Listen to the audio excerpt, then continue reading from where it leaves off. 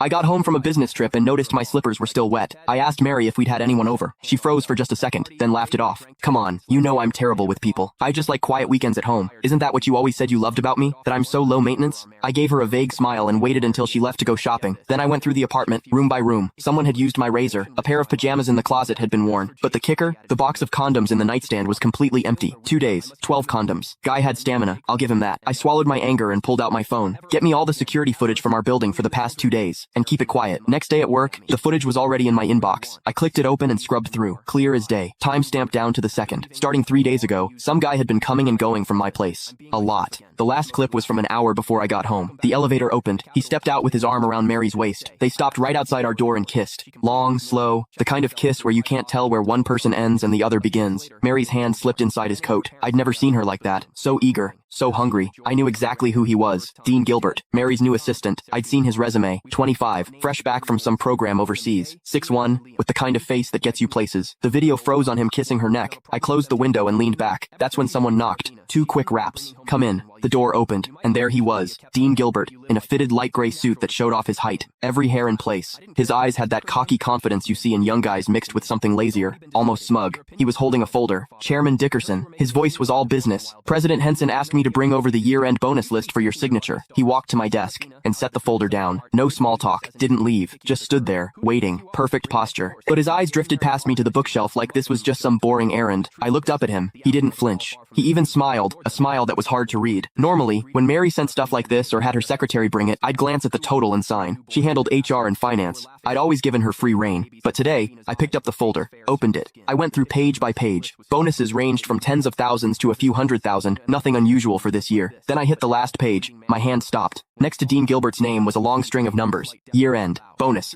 $1 million. And in the notes, plus one company BMW, 730 Lee, $1 million.